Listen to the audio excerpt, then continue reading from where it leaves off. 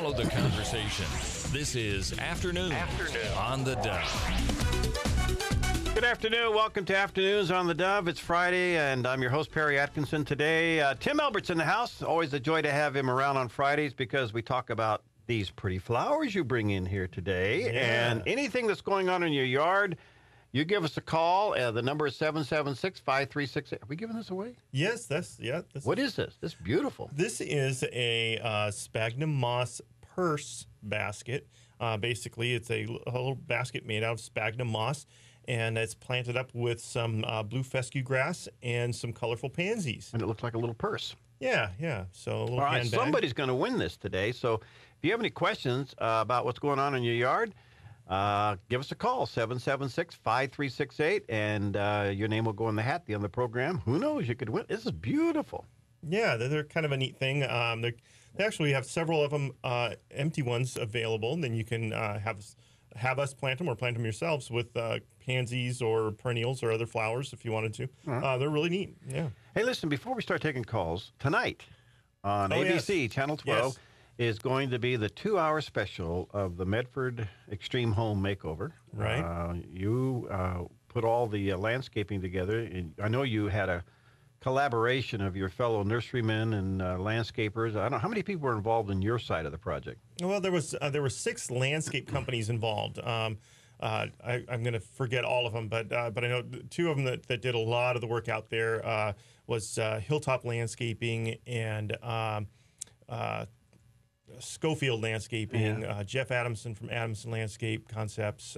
Anyways, a lot of there's a total of 6 different landscape companies, and then nurseries. There were probably Southern Oregon Nursery and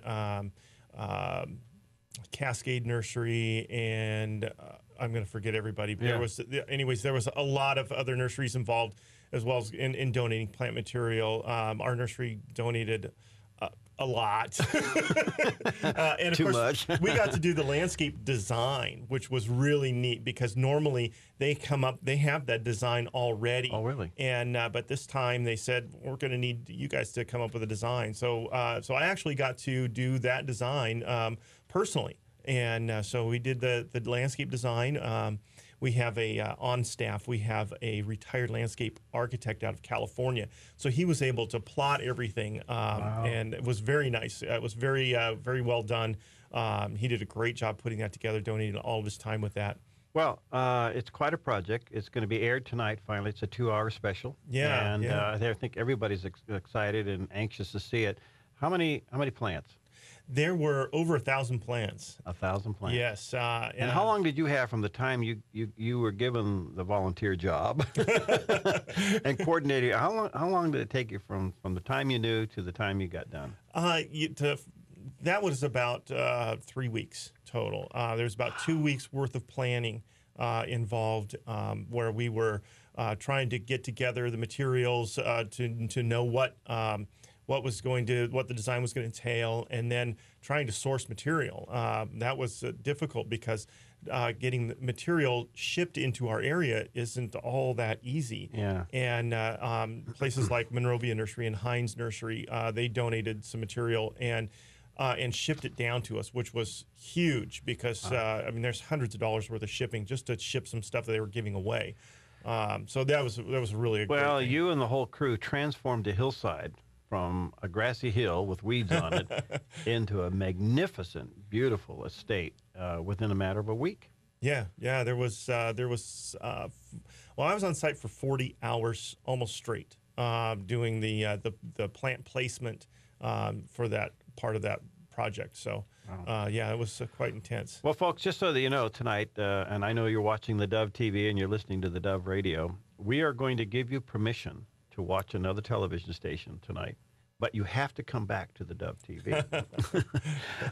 It'll be from 8 to 10 tonight, the 2-hour ABC special of Extreme Makeovers, and, of course, featuring the family in the home right here in Southern Oregon, and Tim and all of his colleagues in the landscaping business and in the nursery business pulling together, working together, pulling that off. It's just absolutely breathtakingly beautiful. So if you can, watch it tonight. All right. In the meantime, we want to take your calls about what's going on in your yard and things you could be doing this weekend and getting you ready for the winter. It's coming, as you can tell, the cold nights and the warm days. And your name will go in the hat to win this beautiful basket. It's called the purse basket, I guess, of pansies. And what's this grass again? That's a blue fescue. Oh, it's beautiful. Yeah. All right, let's go to the phones. Hi, Misty, you're up. What's on your mind today? Hi, I'm calling from Grants Pass.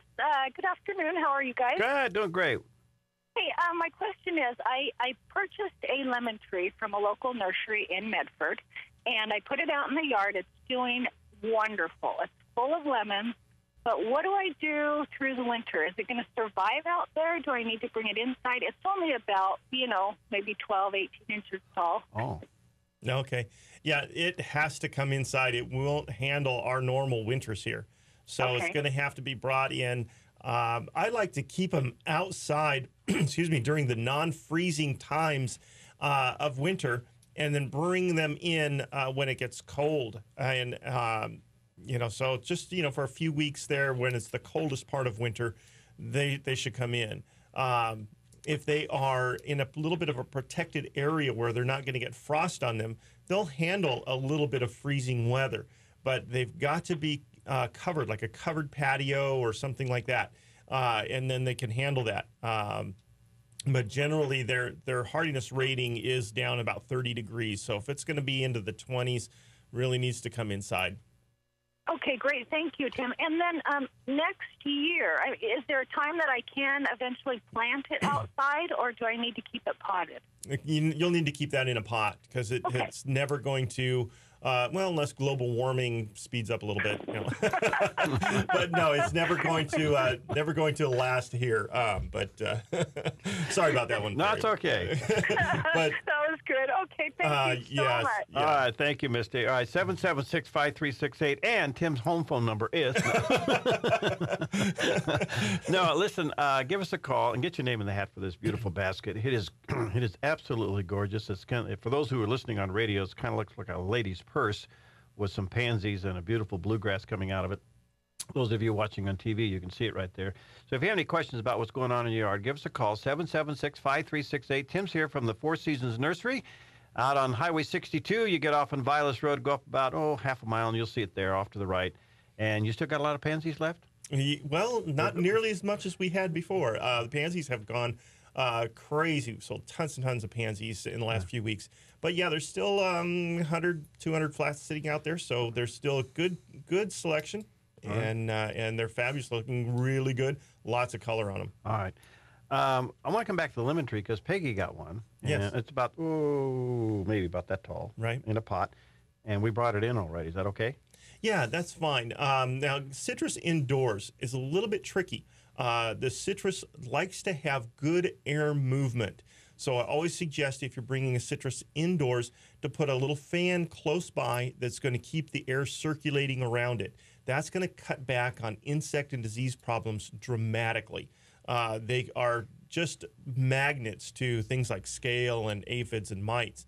But with that air movement, those insects don't like that, and so there won't be nearly as much trouble. Okay, so that means we're moving it back outside. They will do really well outdoors. All of our lemons at the nursery stay in an unheated greenhouse unless the temperatures drop down into the low 20s, in which case we throw them on a cart, bring them indoors, and then as soon as that weather changes, they come right back out into that area, and they do fabulously well there. All right, 776-5368. If you have any questions for Tim, get your name in the hat for this beautiful purse pansy basket. All right. Hi, Karen. What's going on with you today? Hi. I just moved into a place this summer that has grapevines, and I don't know how to care for grapes. I wonder if you could tell me what I need to do to take care of them for the winter and why only 3 of the 4 produced edible grapes. Okay. Well, not sure why the 4th one didn't produce, although it could have been just from the lousy spring that we had. So, the fact that you got other ones to produce, that's pretty good. So, but as far as what to do with them, this fall, you should probably do a good lime sulfur spray on them to help protect them from some of the diseases that may hit them in the spring.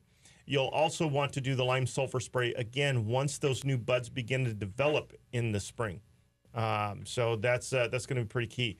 After the foliage has fallen, usually most places will just kind of leave the vines alone all winter, and then about in February, early February, they'll start to do the major pruning on them. Now you could do the pruning on them in the fall once all the foliage is gone. They've gone dormant, so any pruning at that time is fine, or you can wait until February to do it. But when you go to do it, here's kind of the way to find out where to prune. The older growth will have kind of a brown, flaky or stringy bark on it. And so you kind of want to follow that up until you get to the new growth, which is going to be more green and smooth in its bark. You want to, where that little junction is between that kind of older bark and the newer bark, you want to start from that point and count out about 4 or 5 buds into the newer growth. And that's where you're going to prune. Okay? So Wow. all that excess stuff comes out. Okay. Yeah. In other words, go down to the nursery and see them this weekend and get it down on paper. Yeah. Yeah, it's a little bit of a process, but you know that's the basics of it. You can stop in. We can show you how that's done, and all. A lot of people just kind of leave them, let them grow. But if you're really into production, then definitely you want to get that pruned way back. Okay. Okay. All right. Thank you. Thanks, welcome. Karen. All right, 776-5368, and your name's going in the hat today for a drawing. And Tim has brought into the studio here it's really cute. It's kind of a moss basket that looks like a purse, like a lady's purse. Then it has the pansies in it and this bluegrass Blue coming up. fescue, yeah. Yeah, blue fescue. All right, let's go to Randy. In fact, speaking of grass, he's got a little question about planting grass. Hi, Randy. What's going on? Hi, just a quick question, Tim. First, thanks for fielding all these calls. Oh, no problem. Is it too late to plant grass? I've got an area that's basically all dirt. Mm-hmm. I'd like to get some grass in there before it turns to soggy mush over the winter. Okay. Well, if you're going from seed, you're right at the end of the season for that. So you may get some of it to come up, but it's going to be thin all winter. Okay. If you are wanting to put sod down, absolutely. You can put sod down now, not a problem at all.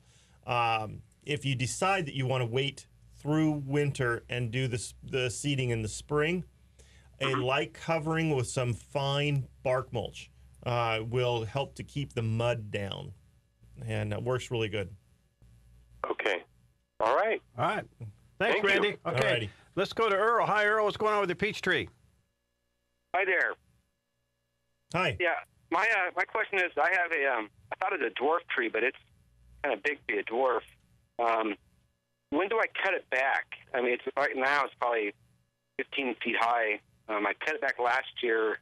Not sure at the right time, but I got a lot of peaches on it this past season. Actually, I got two crops of it. It was, I guess, a grafted tree. Okay. And I just wanted to know when. The leaves are still on it now. Right. Do I wait till the leaves are off of it before I trim it back, or when should I do it? Well, I typically like for peaches, I like to do a summer pruning on those when possible, because it really cuts back on the amount of problems with the peach leaf curl that is such an problem in this area. So right now it's probably too late for that. So if you're needing to prune it back, wait till the foliage has fallen and the trees have gone completely dormant and do some pruning. You can do it in the fall, or I like to do that in February. But again, you really have to watch that for the peach leaf curl, because the biggest control, I should say, of peach leaf curl is summer pruning, and that just seems really strange, but that's really the best time to keep that from happening. Okay, so you actually prune it when there's fruit on the tree then? You prune it as soon as you're done harvesting. Okay. Yeah, I right. just got done harvesting about 3 weeks ago. Yeah. So if you've got a late variety of peach, you could probably do some pruning on it now without too much trouble. Okay. Yeah. Just make sure you get your copper sprays on for control of that and the geranium in the spring. Okay. Okay. So do I wait till the spring before I spray it again? Yeah, or right after I prune it? You'll do a spraying this fall as the leaves color. So right about this time is the best timing for that. So you want to, if you're going to do some pruning, do the pruning first, then spray the tree with the copper, and then you'll do that again in the spring as that new growth just starts to swell. Those buds start to swell up. Okay, thank you. Okay. All righty. All right, we're going to take a quick break. We'll be right back. But if you have any questions about what you should be doing in the yard this time of the year, great opportunity to talk to Tim Elbert. He heads up the Four Seasons Nursery, and he's brought into the studio today a beautiful grassy purse basket full of pansies and this beautiful blue grassy, what is it called? Blue fescue. Blue fescue. Yeah. All right, anyway, somebody's going to win this. Could be you. Give us a call, 776-5368. We'll be right back. Follow the conversation. This is Afternoon on the Dove. Follow the conversation. This is Afternoon on the Dove. Okay, it's Friday. Tim Elbert's in the house. Pruning, spraying, Dormant spraying, yes. dormant spraying, seeding, all those things going on. Whatever you have going on in your yard and you want some good advice on, give us a call, 776-5368. Tim here is to take your questions. He's with the Four Seasons Nursery, and your name's going to go in the hat for this beautiful basket of pansies and the blue fescue grassy stuff. Pretty, whatever it is. And anyway, we'd love to get your name in the hat for that. 776-5368. Hey, Patricia, what's going on with your roses? They're a little bit wild. They're hitting my window, and I was wondering if it was the time of the year to be able to cut them way back. Yeah, you can do that now. We usually say right around Thanksgiving, but you know, it's getting close to Thanksgiving. I can smell turkey, so you know you can definitely do that. I cut them back at about waist high this time of year, and and it doesn't matter where you cut them or how you cut them. Just chop them and do your final pruning, your cleanup pruning in February. Oh, that makes it easy. Thank you so much. Go. All right. And then be listening, Patricia, because we'll give you the magic formula closer to That's February. right. Yeah. Yeah. The guarantees beautiful roses. Hi, Patty. What's going on? Me?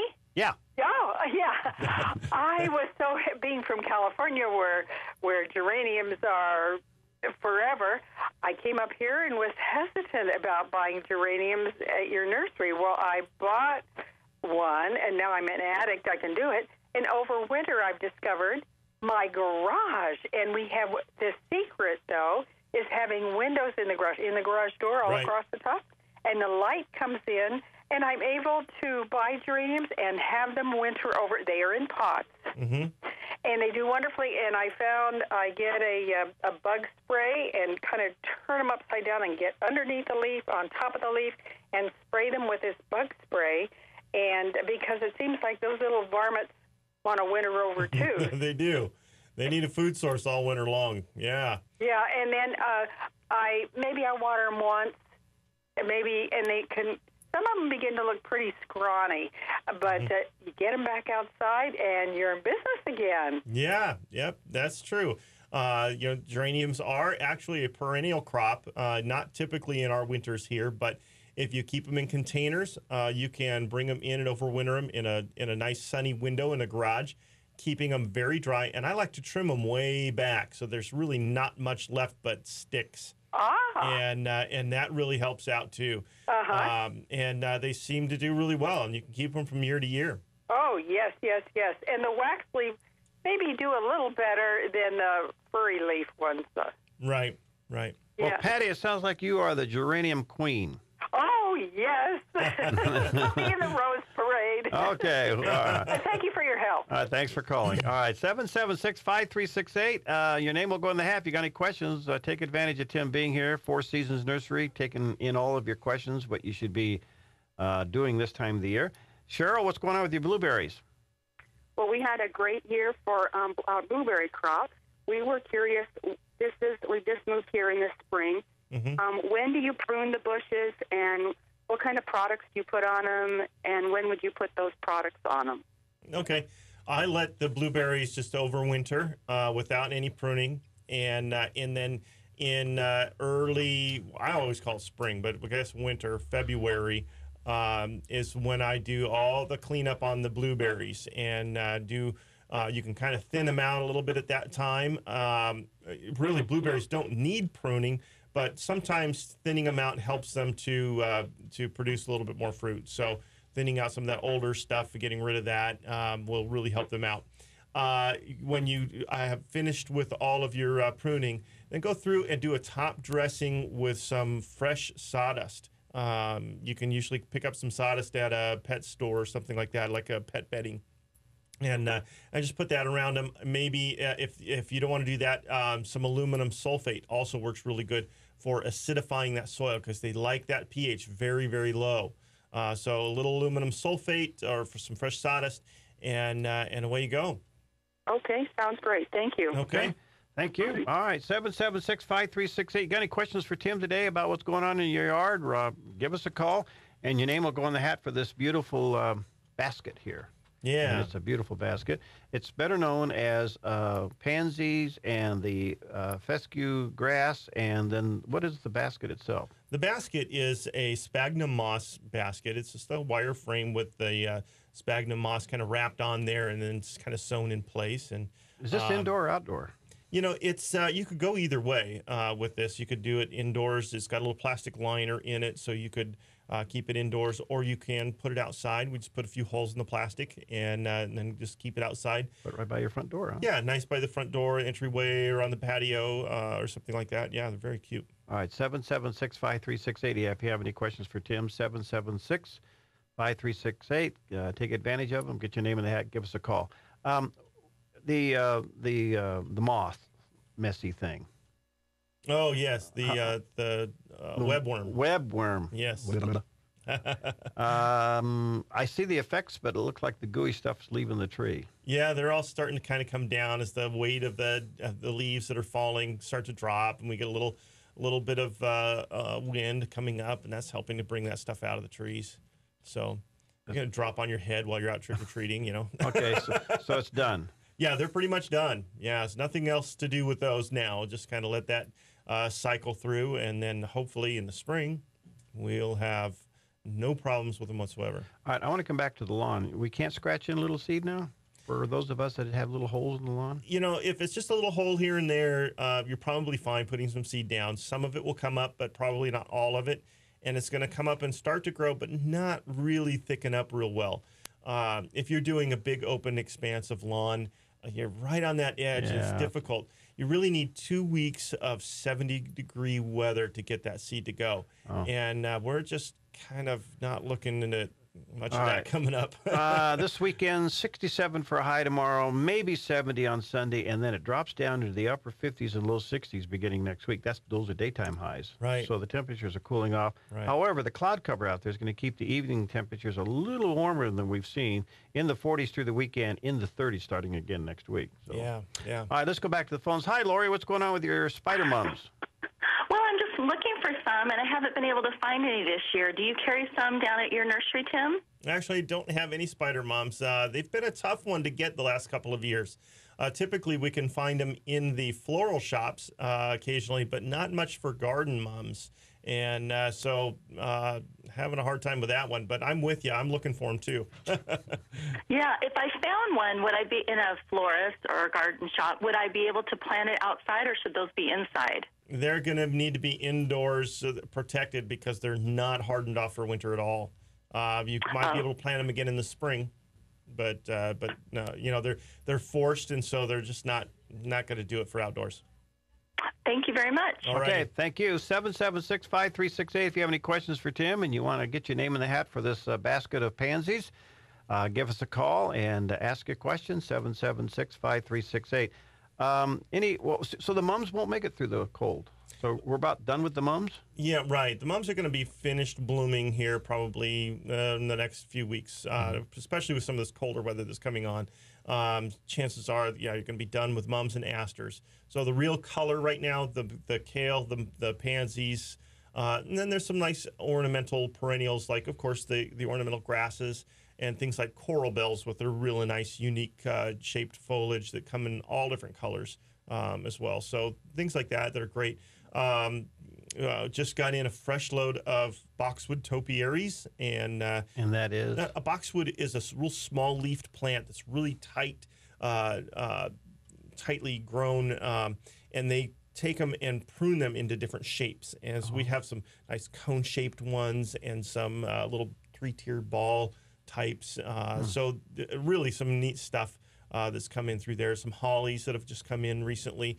And, of course, some blue spruce. So we're getting close to Christmas, huh? Yeah. All these are going to be great additions for the Christmas garden. Are you going to... should people get their Christmas tree order in now, or what? Are you going to do live or cut? Yeah, we'll just do live trees now. Okay. Yeah, and if you're looking for something specific, get the order in now because that stuff's starting to come in. Are the baskets done? Baskets are done. Yes. Actually, I think our baskets will be coming down this week or next week, and then no more baskets till May. Probably. Yeah. All right, 776-5368 if you have any questions for Tim Elbert about what's going on in the yard. I want to come back to pansy because you have about 150 flats left out there, a variety of colors, and they're pretty hardy. They'll take the cold weather. Oh, yeah, they'll grow right up through the snow. Yeah. Really? Yeah, they're tough little plants. When it gets really cold and they freeze, they just look like they've melted. They just kind of go, blech. Yeah. And then as soon as the sun hits them, they warm back up. They stand right back up and look beautiful again. Really? So, yeah, really a tough plant. And, if things get really, really tough, the flowers are edible. And so you can, make a salad. So have you eaten them? I have, yeah. Yeah, I have too. I think I don't know where I was, but there was one on the salad. Yeah. I thought, well, they didn't put it there for me to take it off. So I remember Tim Elbert telling me I was flying somewhere and it happened in one of these fancy restaurants, so I ate it. It's amazing, but it took a lot of salt. There's not much flavor to the pansies. That's true. But what I have seen that looks really neat, and you can try this maybe for your Thanksgiving salads or whatever. But if you take your salad, you put it on your plate, and if you've got a nice wide rim on your plate, you can take some of the pansy flowers, mixed colors, and just chop them up real fine and sprinkle them like potpourri around the edge, and it just adds a really nice look. And it's really kind of cool. All right. Well, you're more fashionable than I thought you were. All right, 776-5368. We're going to take another break, and we come back. Hey, you're only going to have about 9 minutes left to get your name in the hat for a drawing on this beautiful basket of pansies and the fescue grass here. It's gorgeous, and it'll look great at your front door or inside your house on your table. So if you have a question, give them a call, 776-5368. We'll be right back. Follow the conversation. This is Afternoon on the Dove. Follow the conversation. This is Afternoon on the Dove. Okay, we got Tim Elbert here today from the Four Seasons Nursery. And don't forget, ladies and gentlemen, tonight is the big night for us to see the Extreme Home Makeover special TV show. It's going to be on ABC. So I don't mind saying here on the Dove TV, on the Dove Radio, you can watch Channel 12 only for 2 hours tonight. Then you got to come back over here. But it turned out to be an incredible project and a tremendous story. The story behind it is just fabulous. Yeah, I haven't heard everything, so I can't wait. Yeah, it is. It's quite a deal. And so you may want to check that out. Tim and all of his colleagues throughout Southern Oregon with nurseries and landscape designs and landscape companies did all the landscaping, and Tim designed the actual landscape design itself that you're going to see on TV tonight. They're on ABC, so congratulations. And it looks like you're finally getting your color back after that experience. Yeah, a few more plants in the nursery now. Oh, 2 more. Well, you're growing. All right, but we're taking your calls on anything you may want to be asking about what's going on in your yard and get your name in the hat for this beautiful pansy basket here, and we'll be giving that away coming up in just a few moments. So, Marguerite, good morning or good afternoon. What's going on with your trees? Well, actually, I wanted to know, we go to Arizona for 6 months and are getting ready to go there, and I've been told, well, I see all these trees growing in the desert, and I know they're nobody waters them. Right. So I'm wondering, if you could tell me if there's something I could plant in my yard out there that wouldn't need to be watered. In Arizona? Yes. I'm not that brushed up on Arizona plants, unfortunately. I'm sure that there are some great things in that area that you could plant that wouldn't require much water at all. Trying to think of some things, maybe agaves, they're kind of like a cactus, but they're a little bit more fibrous in their foliage. And they come in lots of different colors and shapes too. So that's good. Rocks? Yeah, rocks.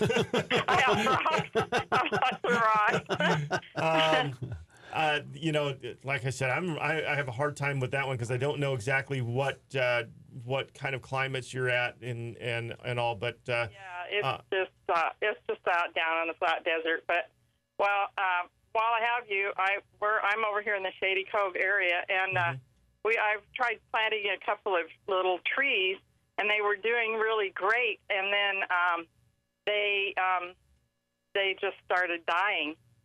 And I'm wondering if there's something I did the vitamin thing and all that stuff, and I'm wondering if I'm doing something wrong or if there's something I could do different to. Well, the best thing to do with that is take a couple of pictures and bring a couple of samples down to the nursery. Let us take a look at them and see what's going on there. And we can usually identify if there's a problem, and so that's probably going to be the best shot for it. If I had to shoot in the dark and guess, I know that in those areas sometimes the water can be a bit of an issue, and minerals in the water can cause problems like boron, sodium levels, things like that. So we can take a look at that and see if that's what's going on. Usually there's a characteristic look to them that we can kind of see might be time to test that water or something like that. So bring us some samples. We should be able to at least get in the ballpark for you. Okay? Okay. Thank you. Thanks, Marguerite. All right, 776-5368 is the number to talk to Tim Elbert and get your name in the hat here today. Hi, Vicki. You got a landscaping question. Yes, I'm redoing some landscaping in the front of my house, and along the driveway, I've dug out all the weeds, and I'm going to lay down landscape fabric around the plants I already have and put rock on top of them, river rock.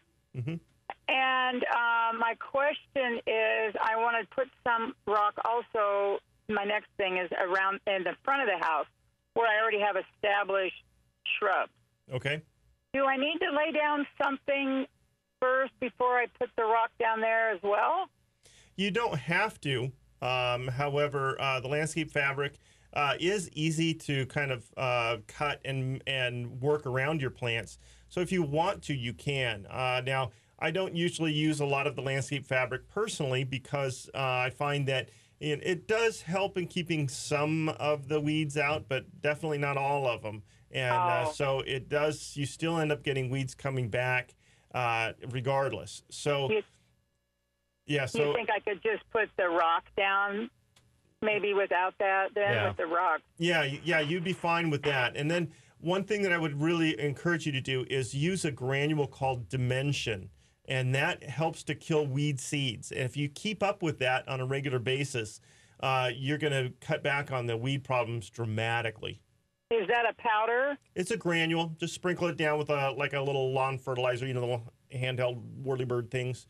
Okay, under the rock. And my the cats won't eat it, will they? Okay. Yeah, no, they won't. They're not attracted to it at all. Dimension. Okay, and the other question I have is actually that landscape fabric. It sounds silly, but when I was unrolling it, I don't know whether to put it down which side, or does it matter? Doesn't matter. Doesn't matter. No. Oh, thank you so much. Okay, thanks, Vicki. Bye-bye. The only thing you need to remember with planting is usually the green side up. Yeah, with the plants, it does matter. Green side goes up, unless it doesn't have a green side, in which case... like bare root. What do you do with bare root? Yeah, the scrangly stuff goes in the ground. Put the pretty side up. 776-5368. Hi, Mikki. You got something about hollyhocks, huh? Yes, I do.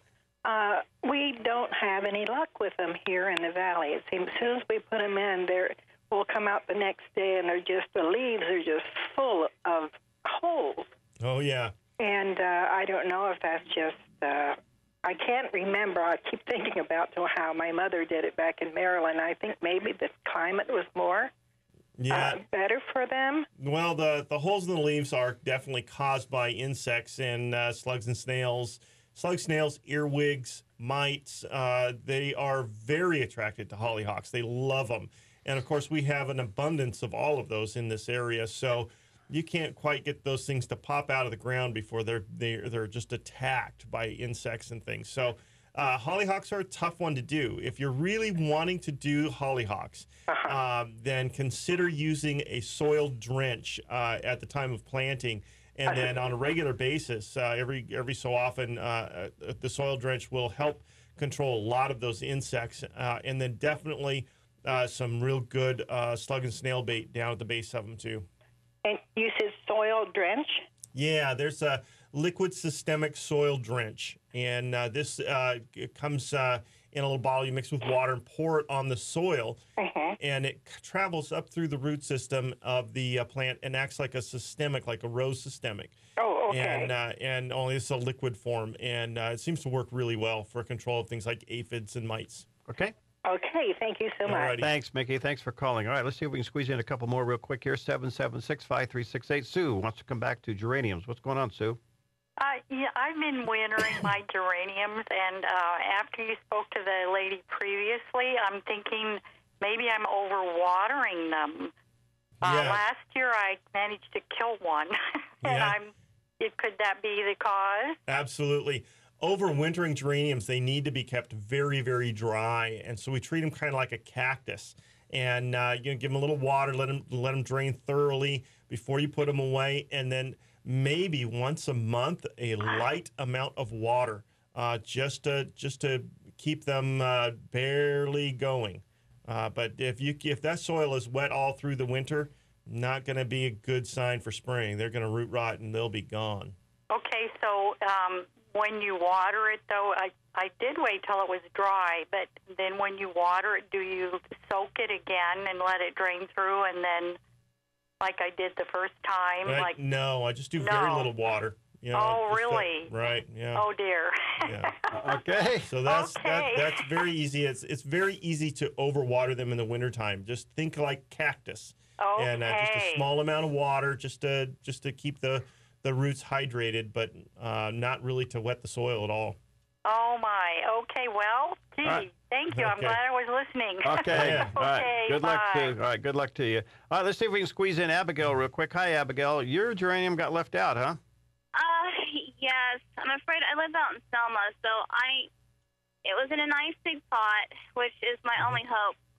The part that was sticking out is definitely dead. I mean, it's gotten blasted too badly, but it looks to me like there's a few leaves that still have a bit of sugar pressure, and I'm just wondering, is it possible that maybe the stem was able to be protected by a little bit of residuary warmth from the pot to maybe keep it? I mean, Yeah, definitely. I would just give a little squeeze to the stems, and if they're still firm, then they're still live. They didn't freeze. And so you can kind of trim back all the frozen stuff and then protect it, and it should do fine. Just keep a close eye, because there may be a little bit more mushiness that comes on, and you want to trim all of that off if that happens, and get rid of that, because that's going to just harbor more fungus and stuff.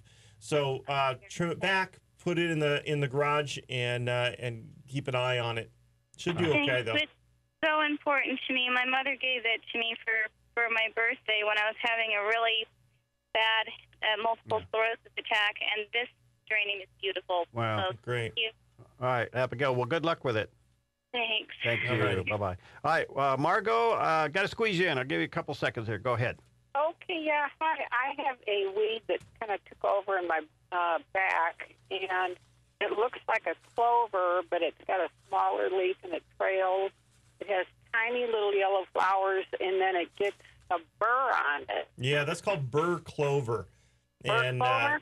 Yeah, burr clover. And the Fertilome brush and stump killer is a good one, or the weed-free zone by Fertilome also. Both of those will kill that.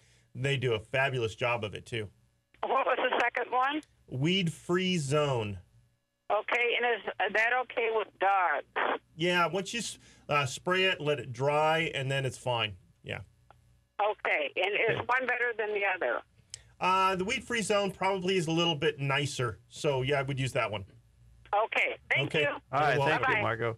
All right. Well, Tim, we had a lot of calls, and somebody's going to win this beautiful basket. It's in the shape of a lady's purse. It's kind of a moss basket. You have some pansies in there, and you got the fescue bluegrass in there. Who is the lucky person? And the lucky winner today is going to be Patricia. All right, Patricia, you are the lucky winner. So, well, good. And listen, you're going to now start closing on Sundays. Yeah, we'll be open this Sunday, and then after that, we are closed on Sundays, but still open 9 to 5 the rest of the week. All right, so good. The following Sunday, I can get you reacquainted with your pastor. Yeah, you know, maybe I will get a chance to... get some absolution. Yeah, absolutely. Absolutely absolution. And you got some pansies out there. Yeah. Are you still having that one thing, if you come in and ask us about it, well, you may want to test the Dove audience right now. You can. You mentioned the Dove, and you can get the 2 for 1. Buy 2 flats, get 1 flat free. Really? Yes. All right. So you hear that? Only you folks watching on TV, all 50 million of you, and the other 51 million of you listening on radio right now. You go in this weekend only. Yes. And you say, I listened to the Dove, and I listened to Perry and Tim on the air. And it's 2 for 1 or 1 for 1. Buy 2, get 1 free. Oh, buy 2, get 1 free. Okay. Yep. 2 for 1. Hey, thanks, buddy. All righty. All right. And we'll see you on Monday.